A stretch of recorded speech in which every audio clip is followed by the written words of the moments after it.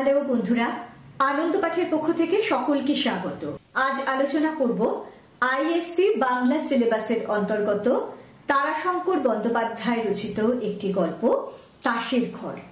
এই গল্পের লাইন ধরে পাঠ এবং বিস্তারিত ব্যাখ্যা থাকবে আজকের ভিডিওতে। দুটি পর্বে ভাগ করে আলোচনাটি করব। আজকে প্রথম পর্ব। মূল আলোচনায় আসার আগে প্রতিদিনের মতো বলে নিই, যারা চ্যানেলটি সাবস্ক্রাইব করেছো তাদের ধন্যবাদ। যারা করনি, তোমাদের যদি এই ধরনের আলোচনাগুলি ভালো লাগে এবং এরকম আলোচনা আরো বেশি করে পেতে চাও, তাহলে আশা করব লাইক, শেয়ার ও সাবস্ক্রাইব করে পাশে থাকবে।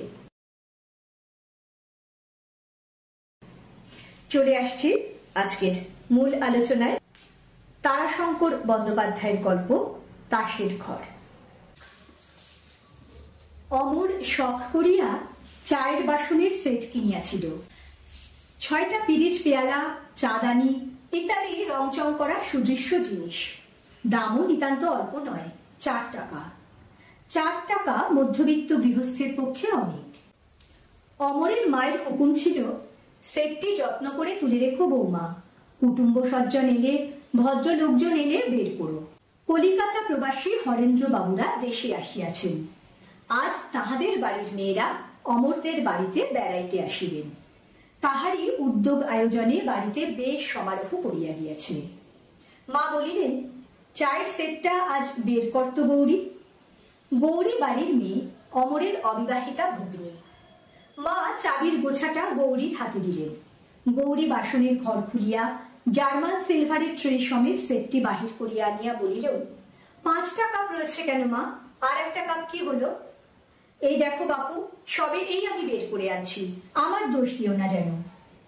বিরক্ত হইয়া মা বলিলেন, দেখ না ভালো করে খুঁজে, ঘরেই কোথাও আছে, পাখা হয়ে উড়ে তো যাবে না। গৌরী সেটটা সেইখানে নামাইয়া আবার ভালো করিয়া ঘর খুঁজিয়া আসিয়া বলিল, পাখাই হলো না কেউ খেয়েই ফেললো সে আমি জানি না বাপু, তবে ঘরের মধ্যে কোথাও নেই। দুমদাম করিয়া মা ঘরে প্রবেশ করিতে করিতে বলিলেন, তোমার দোষ কি মা? আমার কপালের দোষ। তোমরা চোখ কপালের উপর তুলে কাজ করো, নিচের জিনিস দেখতে পাও না। গৌরীর চোখ হয়তো কপালের উপরেই উঠিয়া থাকে, কিন্তু এক্ষেত্রে গৌরীর অপরাধ প্রমাণিত হইল না। পেয়ালাটা খুঁজিয়া পাওয়া গেল না। মা হাঁকিলেন, বৌমা বৌমা। বৌমা অমরের স্ত্রী শৈল। উপরে তখন ঘর দুয়ার ঝাড়িয়া পরিষ্কার করিয়া অতিথিদের বসিবার স্থান করিতেছিল। সে নিচে আসিয়া শাশুড়ির কাছে দাঁড়াইয়া বলিল, আমায় ডাকছেন? শাশুড়ি বাসন অন্তপ্রাণ। সিন্দুকের চাবি পুত্রদের দিয়া বাসনের ঘরের চাবি লইয়াই বাঁচিয়া আছেন। পেয়ালাটার খোঁজ না পাইয়া ফুটন্ত তৈলে নিক্ষিপ্ত বার্তাকুর মতো সশব্দে জ্বলিতেছিলেন। তিনি বলিলেন, হ্যাঁ গো রাজার কন্যে, নইলে বৌমা বলে ডাকা কি ওই বাউরিদের না ডোমেদের? শৈল নীরবেই দাঁড়াইয়া রহিল। উত্তর করা তার অভ্যাস নয়। শাশুড়ি বলিলেন, একটা পেয়ালা পাওয়া যাচ্ছে না কেন? কি হলো? একটু নীরব থাকিয়া বধূ বলিল, ওটা আমি ভেঙে ফেলেছি মা।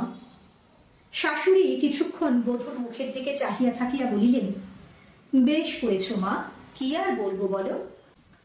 সত্য কথা, এমন অকপট ভাবে অপরাধ স্বীকার করিলে অপরাধীকে মার্জনা করা ছাড়া আর উপায় থাকে না। সশব্দে দরজাটা বন্ধ করিয়া দিয়া শাশুড়ি বলিলেন, ও 5টাকেও ফেলে দেব আমি চুরমার করে ভেঙে। রাগ গিয়া পড়িল চায়ের সেটটার উপর। দেখা গেল প্রথমের এইটুকু অংশের মধ্যে যে একটি পরিবারের পরিচয় পেলাম আমরা। এই পরিবারের মধ্যে আমরা কয়েকটি চরিত্রকে দেখলাম। বাড়ির ছেলে অমর, তার স্ত্রী শৈল, তার অবিবাহিতা ভগ্নী গৌরী এবং অমরের মা। একটি বিশেষ দিনের কথা বলা হয়েছে, যেই দিন সেই গ্রামে তাদের এক প্রতিবেশী যারা কলকাতায় থাকে তাদের বাড়ির মহিলারা শৈলদের বাড়িতে আসবেন। সেই জন্য বাড়িতে বেশ উদ্যোগ আয়োজন চলছে। অমর ও গৌরীর মা অর্থাৎ শৈলর শাশুড়ি, তিনি এই বাড়ির কর্ত্রী বোঝা যাচ্ছে। তিনি বাসনন্ত প্রাণ। অমর শখ করে একটি চিনেমাটির চায়ের সেট কিনেছিল, সেটি বাড়িতে কুটুম্ব সজ্জন এলে বার করার কথা ছিল। স্বাভাবিকভাবেই আজকের দিনে সেই সেটটি অমরের মা তার মেয়ে গৌরীকে বার করতে বলেন এবং দেখা যায় যে সেখানে একটি কাপ পাওয়া যাচ্ছে না। ক্রুদ্ধ হয়ে অমরের মা তার বৌমা শৈলকে জিজ্ঞেস করেন যে আরেকটি কাপ কি হলো, এবং তার উত্তরে শৈল অকপট ভাবে স্বীকার করে যে সে কাপটি ভেঙে ফেলেছে। এখানে দেখো অন্যান্য শব্দের অর্থ তোমরা বুঝতে পারবে, শুধু এই জায়গাটুকু, এই যে পেয়ালাটার খোঁজ না পাইয়া ফুটন্ত তৈলে নিক্ষিপ্ত বার্তাপুর মতো সশব্দে জ্বলিতেছিলেন, এই জায়গাটা একটু কৌতুক করে বলা হয়েছে। বার্তাপু অর্থাৎ বেগুন, ফুটন্ত তেলে যখন বেগুন ছাড়া হয় সেটা একটুখানি বেশ তেল ছিটকে আসে এবং তার একটা চড়বড় করে আওয়াজ হয়। দেখো আমাদের চলতি কথায় তেলে বেগুনে জ্বলে ওঠা বলে একটা প্রবাদ আছে, একটা কথা আছে, অর্থাৎ প্রচন্ড রেগে গিয়ে কেউ যখন ভীষণ একটা প্রতিক্রিয়া দেখায়, রিয়াক্ট করে, সেই সময় বলা হয় তেলে বেগুনে জ্বলে উঠেছে। এইখানে এই একটু মজা করে ফুটন্ত তৈলে নিক্ষিপ্ত বার্তাপুর মতন, অর্থাৎ ওই তেলে বেগুনে জ্বলে ওঠার কথাটাই বোঝানো হয়েছে শৈলর মায়ের সেই সময়কার মানসিকতা বোঝাতে গিয়ে। শৈল সবই সহ্য করে, সে নীরবেই দাঁড়াইয়া রহিল। শাশুড়ি বলিলেন, ভেঙেছ বলা হলো, বেশ হলো, আবার চুপ করে দাঁড়িয়ে রইলে কেন? যাও ওপরের কাজ সেরে এসো, জল খাবারগুলো করতে হবে। শৈল উপরে চলিয়া গেল। কিছুক্ষণ পরেই হাসি মুখে আসিয়া রান্নাঘরে শাশুড়ির কাছে দাঁড়াইল। শাশুড়ির মনের উত্তাপ কমিয়া আসিয়াছিল। বলিলেন, নাও তোমাদের দেশের মতো খাবার তৈরি করো। শৈল খাবারের সাজ সরঞ্জাম টানিয়া লইয়া বসিয়া বলিল, সমস্তর ভেতরেই মাছের পুর দেবো তো মা? হ্যাঁ, মাছের পুর? হ্যাঁ, তা দেবে বই কি, বিধবা তো কেউ আসছে না। ময়দার ঠোঙার ভিতরে মাছের পুর দিতে দিতে শৈল বলিল, জানেন মা, এর সঙ্গে যদি একটুখানি হিং দেওয়া হতো ভারী চমৎকার হতো। বাবার আমার হিং ভিন্ন জিনিস ভালো লাগে না, আর যে সে হিং আমাদের বাড়িতে ঢুকতে দেন না। আফগানিস্তান থেকে কাবুলি সব আসে, তারাই দিয়ে যায়। শাশুড়ি বলিলেন, পশ্চিম ভালো জায়গা মা, আমাদের পাড়া গাঁয়ের সঙ্গে কি তুলনা হয়? না সেসব জিনিস পাওয়া যায়? শৈল বলিল, পশ্চিমেও সে হিং পাওয়া যায় না মা, কাবুলিরা সেসব নিজেদের জন্য আনে, শুধু বাবাকে খুব খাতির করে কিনা, টাকা কুড়ি অনেক সময় নেয়, তাই সে জিনিস দেয়। শুধু কি হিং, যখন আসবে তখন প্রত্যেকে আঙুর, বেদানা, নাশপাতি, বাদাম, হিং এসব ছোট ছোট ঝুড়ে দিয়ে যায়। 5 জনে মিলে সে হয় কত, কাঁচা জিনিস অনেক পচেই যায়। ও ঘরের বারান্দা হইতে ননদ গৌরী মৃদুস্বরে বলিল, এই আরম্ভ হলো এইবার, অর্থাৎ বাপের বাড়ির গল্প আরম্ভ হইল। সত্য কথা, শৈলর ওই এক দোষ, বিনীত, নম্র, মিষ্টমুখী সুন্দরী বউটি প্রত্যেক কথায় তাহার বাপের বাড়ির তুলনা না দিয়া থাকিবে না। পাশের বাড়িতে তুমুল কোলাহল উঠিতেছিল, শাশুড়ি এবং বধূতে কলহ বাঁধিয়াছে। শৈলর শাশুড়ি বলিলেন, যা হবে তাই হোক মা, আমার বউ ভালো হয়েছে, উত্তর করতে জানে না, দোষ করলে বকবো কি, মুখের দিকে চাইলে মায়া হয়। শৈল বলিল, ওর ছেলে স্ত্রীকে শাসন করেন না কেন? জানেন মা, আমার দাদা হলে আর রক্ষে থাকতো না, সঙ্গে সঙ্গে বউকে হয়তো বাপের বাড়ি পাঠিয়ে দিতেন। একবার বৌদি কি উত্তর করেছিলেন মায়ের সঙ্গে, দাদা 3 মাস বৌদির সঙ্গে কথা বলেনি, শেষে মা আবার মনে করে কথা বলেন। তবে দাদার আমার বড্ড বাতিক, খদ্দর পড়বে হাঁটু পর্যন্ত, জামা সেই হাত কাটা এতটুকু, তামাক না, বিড়ি না, সিগারেট না, সে এক বাতিকের মানুষ। শাশুড়ি বোধ হয় মনে মনে একটু বিরক্ত হইয়া উঠিলেন, বলিলেন, নাও নাও তাড়াতাড়ি হাত চালিয়ে নাও, দেখো যেন মাছের কাঁটা না থাকে। শৈল বলিল, ছোট মাছ, কাঁটা বাঁচতেই হাত চলছে না মা, তবে এই হয়ে গেল। কড়ায় এক ঝাঁক সিঙ্গারা ছাড়িয়া দিয়া সে আবার বলিল, মা আমার কখনো ছোট মাছ বাড়িতে ঢুকতে দেন না, 2 সেরের কম মাছ হলেই সঙ্গে সঙ্গে ফেরত দেবেন, কুচো মাছের মধ্যে ময়া আর কাঠ মাছের মধ্যে মাগুর। শাশুড়ি বাধা দিয়া বলিলেন, নাও নাও সেরে নিয়ে চুল টুল বেঁধে ফেলবে। এই পর্বে আমরা শৈল এবং তার শাশুড়ির পরিচয় পাচ্ছি, বিশেষ করে শৈলর একটি বিশেষ চারিত্রিক বৈশিষ্ট্য ধরা পড়েছে এই অংশে। দেখো এখানে লেখক নিজেই বলছেন যে শৈল বিনীত, নম্র, মিষ্টভাষী, সে কখনো শাশুড়ির মুখের উপর কথা বলে না, তার শাশুড়ি নিজেই সে কথা বলছেন তার বউ যথেষ্ট ভালো, কিন্তু তারই একটাই দোষ, সে প্রতি কথায় বাপের বাড়ির তুলনা দিতে থাকে।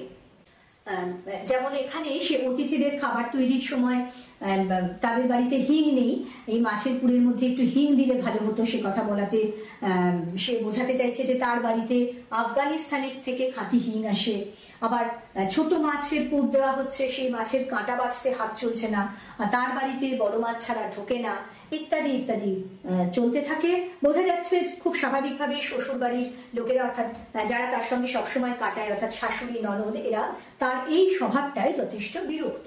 কারণ সে যখন সেই বাপের বাড়ির কথা শুরু করলো তখনই কিন্তু তার ননদ গৌরী পাশের ঘর থেকে বলতে থাকে এই শুরু হলো এবার, অর্থাৎ এই রকম ভাবে তার সারাদিন ধরে যে এরকম চলতে থাকে তার একটা ইঙ্গিত পাওয়া গেল। কেশ প্রসাধন অন্তে শৈল কাপড় ছাড়িতেছিল।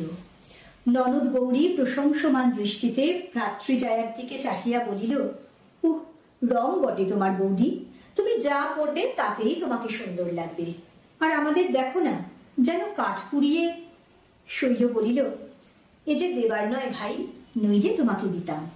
আমার আর কি রং দেখছো, বাবা মা দাদা আমার অন্য বোনেদের যদি দেখতে, তবে দেখতে রং কাকে বলে, ঠিক একেবারে গোলাপ ফুল। গৌরী বিস্মিত হইয়া বলিল, বলো কি বৌদি, তোমার চেয়ে ফর্সা রং? হ্যাঁ ভাই, বাড়ির মধ্যে আমি কালো। শাশুড়ি আসিয়া চাপা গলায় বলিলেন, আর কত দেরি বৌমা, ওরা যে সব এসে গেছেন। শৈল তাড়াতাড়ি মাথার কাপড়টা টানিয়া দিয়া বলিল, এই যে মা, হয়ে গেছে আমার। ধনী কলিকাতা প্রবাসিনীদের মহার্ঘ উজ্জ্বল শয্যাভূষণ রূপ সমস্তকে লজ্জা দিয়া শৈল আবির্ভূতা হইল নক্ষত্র মণ্ডলে চন্দ্র কলার মতো। প্রবাসিনীর দল মুগ্ধ হইয়া দেখিতেছিল। শৈল হাসি মুখে প্রণাম করিল। ও বাড়ির গিন্নি বলিলেন, এ যে চাঁদের মতো বউ হয়েছে তোমার দিদি, লেখাপড়া টরাও জানে নাকি? এই অংশে আমরা দেখলাম শৈল যখন কাজ শেষ করে প্রসাধন করছে তখন তার ননদ গৌরী তার গায়ের রঙের প্রশংসা করায়, আবার শৈল সেই তার বাপের বাড়ির লোকেদের গায়ের রং যে তার চেয়েও অনেক বেশি ফর্সা সেই কথা বলতে শুরু করে। এরপরে সে যখন তাদের সেই বিশেষ অতিথিদের সামনে যায়, সেই বড় লোক অতিথি তারা কলকাতায় থাকে, এই পাড়া গায়ের লোকেদের তুলনায় তারা অনেক বেশি আধুনিক, তারা অনেক বেশি সাজসজ্জা করে এসেছে, কিন্তু তাদের ওই এত সাজসজ্জা করা যে সৌন্দর্য সেই সব কিছুকে লজ্জা দিয়ে শৈল তাদের সামনে এসে দাঁড়ালো, যাকে অত্যন্ত সুন্দর একটি উপমা দিয়ে লেখক ব্যাখ্যা করেছেন, বলেছেন নক্ষত্র মণ্ডলে চন্দ্র কলার মতো। অর্থাৎ আকাশে সমস্ত তারাদের মাঝে যেমন চাঁদ সবচেয়ে উজ্জ্বল, সবচেয়ে সুন্দরভাবে প্রতীয়মান হয়, তেমন ভাবেই যেন শৈল এইসব কলকাতা প্রবাসিনী যে অতিথিরা তারা তাদের সামনে এসে দাঁড়ালো, অর্থাৎ তারা যেন সব তারার মতন টিমটিম করতে লাগলো, তাদের মাঝে একেবারে উজ্জ্বল হয়ে চাঁদের মতো এসে দাঁড়ালো শৈল। সেই বাড়ির গিন্নিও মন খুলে তার প্রশংসা করলো এবং শৈলের শাশুড়িকে দিদি সম্বোধন করে বলল যে চাঁদের মতো বউ হয়েছে তোমার দিদি, লেখাপড়াটারাও জানে কি। অর্থাৎ সেই সময়ও কিন্তু বাড়ির বউদের যে একটু লেখাপড়া শেখার চল ছিল বাড়ির মেয়ে বউদের, সেটারও ইঙ্গিত আমরা এখানে পেলাম। শৈল মৃদু স্বরে বলিল, স্কুলে তো পড়িনি, বাবা স্কুলের শিক্ষা বড় পছন্দ করেন না, বাড়িতে পড়েছি, ম্যাট্রিক স্ট্যান্ডার্ড শেষ হয়েছিল, তারপরে। কথাটা অসমাপ্ত থাকিলেও ইঙ্গিতে সমাপ্ত হইয়া গেল। ও বাড়ির গিন্নি বলিলেন, কে জানে মা, আজকাল কি যে হাল হলো দেশের, মেয়েদের আর কলেজে না পড়লে বিয়ে হচ্ছে না। আমার বউরা তো কলেজে পড়ছিল সব, বিয়ের পর আমি ছাড়িয়ে দিলাম। শৈল উত্তর দিল, কলেজের কোর্স আমিও কিছু পড়েছি, তবে আমার বোনরা সব ভালো করে পড়েছে, বাড়িতে দাদাই পড়ান। পড়াশোনায় দাদার ভয়ানক বাতিক কিনা জানেন, বছরে 500-700 টাকার বই কেনেন, বাংলা ইংরেজি, বিলেত থেকে ইংরেজি বই আনাবেন। কাজকর্ম যদি করতে বলেন মা, কাজকর্ম অবশ্যই বাবারই বিজনেস আছে, সেই বিজনেস দেখতে বলেন তো বলবেন, সম্মুখে জ্ঞান সমুদ্র মা, চোখ ফেরাবার আমার অবকাশ নেই। কোথায় তোমার বাপের বাড়ি? এলাহাবাদ। এলাহাবাদ গেছেন নিশ্চয়ই, সেখানে আমাদের 3 পুরুষ বাস হয়ে গেল, বাবা সেখানে কন্ট্রাক্টরি করেন। কিরকম পান টান আমি তো ঠিক জানি না, তবে মেজ ভাই বলেন মাঝে মাঝে, এরকম করে আর চলবে না মা, তুমি বাবাকে বলো পাকা বাড়িগুলো ভাড়া দিয়ে নিজে সেই খোলার বাড়িতে থাকবেন, টোঙায় চড়ে কাজ দেখে বেড়াবেন, মোটর কিনবেন না, এ করে চলবে না। বাবা বলেন, এ আমার পৈতৃক বাড়ি, যেমন আছে তেমনই থাকবে, ভাঙবো না, অন্য কোথাও যাব না। আর গাড়িও আমি কিনবো না, ছেলেরা বিলাসী হবে, আমি রোজগার করছি, তারা যদি না পারে। জানেন, লোকে বলে মহেন্দ্রবাবু এক হিসেবে সন্ন্যাসী। শৈল কথা শেষ করিয়া মৃদু মৃদু মিষ্ট হাসি হাসে। দেখা গেল শৈলর সেই যে চারিত্রিক বৈশিষ্ট্য, সেটা সর্বত্রই সে প্রকাশ না করে পারে না। শৈলর রূপ দেখে মুগ্ধ হয়ে যখন সে লেখাপড়াও জানে কিনা জিজ্ঞেস করলো তার অতিথিরা, তখন শৈলই তার উত্তর দিয়ে বলে যে তার বাবা স্কুলে পড়া পছন্দ করতেন না বলে সে তারা স্কুলে পড়েনি, কিন্তু বাড়িতে ম্যাট্রিক স্ট্যান্ডার্ড পর্যন্ত পড়েছে এবং তারপরে তার বিয়ে হয়ে গেছে। একথা বলার পরে ওই বাড়ির গিন্নি, অর্থাৎ যারা বেড়াতে এসেছেন সেই বাড়ির যিনি গিন্নিমা, তিনি যখন বলেন যে তার বউরা সব কলেজে পড়েছিল, তিনি যদিও তাদের বিয়ের পর ছাড়িয়ে দিয়েছেন, অর্থাৎ রূপে পাল্লা দিতে না পারলেও তিনি একটু যেন চেষ্টা করলেন যে লেখাপড়ার দিক থেকে তার বউদের একটু উপরের দিকে রাখতে। কিন্তু শৈল তো শৈলই, সে কিন্তু এখানেও পিছপা হতে রাজি নয়। সে বলল যে কলেজের কোর্সও সে কিছু কিছু করেছে, কিন্তু তার বোনেরা আরো ভালো করে পড়ছে। এরপরে তার বাবা কি করেন, কোথায় থাকেন ইত্যাদির উত্তরে সে জানায় যে তাদের বাড়ি এলাহাবাদে, তার বাবা সেখানে কন্ট্রাক্টরি করেন। বোঝা যাচ্ছে যে বিশেষত গ্রামাঞ্চলে সেই আমলে রোজগার পাতি ইত্যাদি জিজ্ঞেস করাতে মানুষ সংকোচ বোধ করতো না, বিশেষত মহিলাদের এ ব্যাপারে যথেষ্ট কৌতূহল ছিল। স্বাভাবিকভাবেই ওই বাড়ির গিন্নি সে সম্পর্কে জিজ্ঞাসা করলে শৈল বেশ কায়দা করে তাদেরকে বুঝিয়ে দেয় যে শৈল যথেষ্ট শিক্ষিত এবং ধনী বংশের মেয়ে।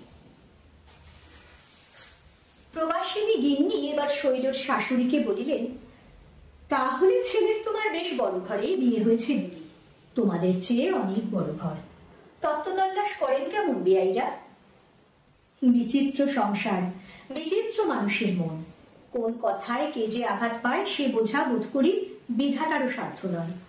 তোমাদের চেয়ে বড় ঘর, এই কথাটুকুতেই অমরের মা আহত হইয়া উঠিলেন। তিনি মুখ বাঁকাইয়া বলিলেন, কে জানে দিদি, বড় না ছোট সে জানি না, তবে বৌমাই বলেন বাপেদের এই বাপেদের ওই, কিন্তু তত্ত্বতল্লাশও দেখি না। আজ 2 বছর ওই দুধের মেয়ে এসেছে, নিয়ে যাওয়ার নাম পর্যন্ত নেই। শৈল মুহূর্তে বলিয়া উঠিল, জানেন তো মা, বাবার আমার অদ্ভুত ধরন।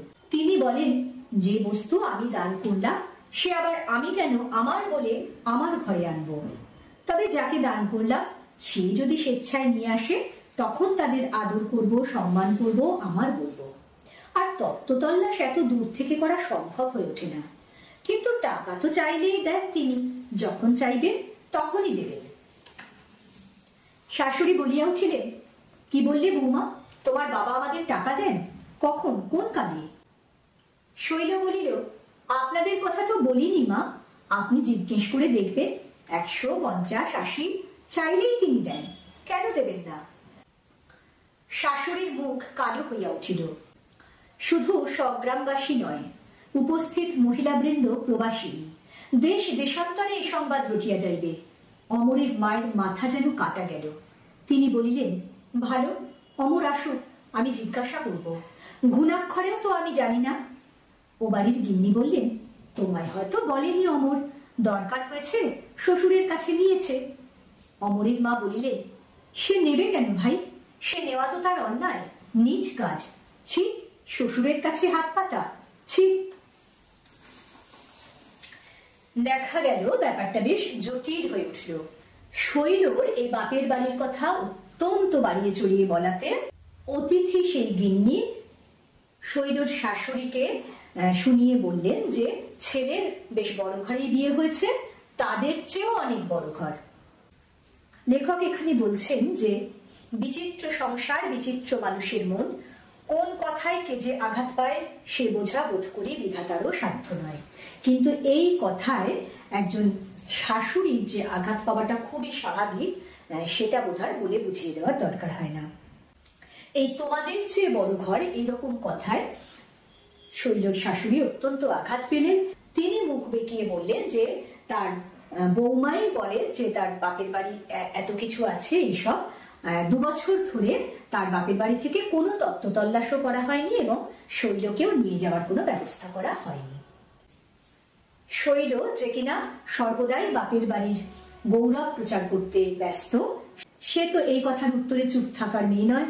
সে তখনই বলে বসে যে এত দূর থেকে তো তত্ত্ব তল্লাশ করা সম্ভব হয় না, আর তার বাবা তো একটু সাধু প্রকৃতির মানুষ, তিনি অন্যরকম চিন্তা ভাবনা করেন। তার বক্তব্য যে যে জিনিস তিনি দান করে দিয়েছেন, অর্থাৎ হিন্দু বিয়েতে তো কন্যাকে সম্প্রদান করা হয়, দান করে দেওয়া হয় আমাদের যে প্রচলিত প্রথা, সেই জন্যই বলা হচ্ছে যে যা তিনি দান করে দিয়েছেন তা তিনি নিজের বলে ঘরে আনবেন না, তারা যদি নিজে থেকে আসে তবে তাদের আদর যত্ন করবেন। বোঝা যাচ্ছে শৈল যে কিছু লেখাপড়া শিখেছে, কারণ তার কথার পিছে কথার উত্তর দেওয়া এবং এই যে গুছিয়ে কথা বলা, এই যে মিথ্যে ভাষণ বা অতিরঞ্জিত ভাষণ, সেটাকেও এত সুন্দর করে গুছিয়ে বলার মধ্যে একটা মুনশিয়ানা আছে, তার জন্যও একটা শিক্ষা লাগে, এ বিষয়ে কোনো সন্দেহ নেই। কিন্তু এইরকম ভাবে অতিরঞ্জিত বা মিথ্যে কথা বলতে বলতে শৈল একসময় মাত্রা ছাড়িয়ে যায়। সে বলে যে বাবা তত্ত্ব তল্লাশ করতে না পারলেও টাকা চাইলেই টাকা দেয়। এই কথায় স্বাভাবিকভাবেই শৈলর মা অত্যন্ত অপমানিত বোধ করেন। তিনি সরাসরি শৈলকে প্রশ্ন করেন যে কবে তার বাবা টাকা দিয়েছেন, এবং তার উত্তরে শৈল বলে যে আপনাদের কথা বলছি না, অর্থাৎ তার শাশুড়ির কথা সে বলছে না, কিন্তু জিজ্ঞেস করে দেখবেন তিনি চাইলেই দেন। অর্থাৎ এখানে যেন ইঙ্গিত দেওয়া হচ্ছে তার স্বামীর দিকে, যে তার স্বামী তো শৈলর বাবার জামাই, তিনি তার শ্বশুরের কাছ থেকে টাকা চেয়েছেন এবং টাকা নিয়েছেন। শৈলর কথাবার্তায় এরকমই একটা ধারণা হয়ে গেল তার অতিথিদের এবং শৈলর শাশুড়ির। ফলে তিনি অত্যন্ত অপমানিত বোধ করে বললেন যে তার ছেলে যে বাইরে কাজের সূত্রে থাকে, অর্থাৎ শৈলর স্বামী অমর, সে বাড়িতে ফিরলে তাকে সেই কথা জিজ্ঞেস করবে। সেই সঙ্গে তিনি এটাও বুঝতে পারলেন যে এই যে ধারণাটা হয়ে গেল যে শৈলর স্বামী তার শ্বশুরের কাছ থেকে টাকা নেয় সংসারের প্রয়োজনে, সেই কথাটা সমগ্র গ্রামে তো বটেই, যেহেতু এই অতিথিরা প্রবাসিনী, তারা কলকাতায় থাকে, দেশ দেশান্তরে এই কথাটা রটে যাবে, যা শৈলর শ্বশুর বাড়ির পরিবারের পক্ষে যথেষ্ট লজ্জাজনক ব্যাপার হয়ে যাবে। আর এখানে শৈলর শাশুড়ির কথাও একটু বলা দরকার। তিনি যে অত্যন্ত আত্মসম্মান বোধ সম্পন্ন মানুষ, সে কথা তার এইখানে যে শেষের লাইনটা পড়লাম, এই যে অমরের মা বলিলেন সে নেবে কেন ভাই, সে নেওয়া যে তার অন্যায় নিজ কাজ।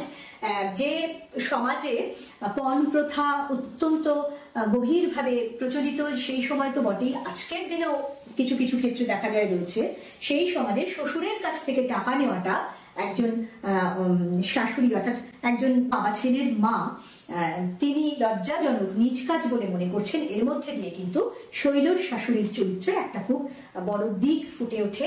তিনি যে আত্মসম্মান বোধ সম্পন্ন সৎ মানুষ, তার প্রমাণ কিন্তু আমরা এই অংশটুকুর মধ্যে পেয়ে যাই।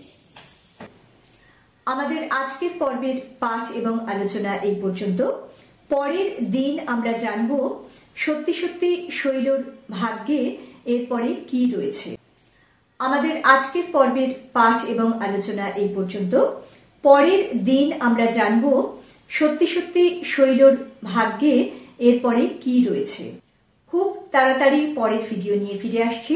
সঙ্গে সঙ্গে নোটিফিকেশন পেতে চাইলে সাবস্ক্রাইব করে বেল বাটনটি অন করতে ভুলো না। আজকের মতো টাটা।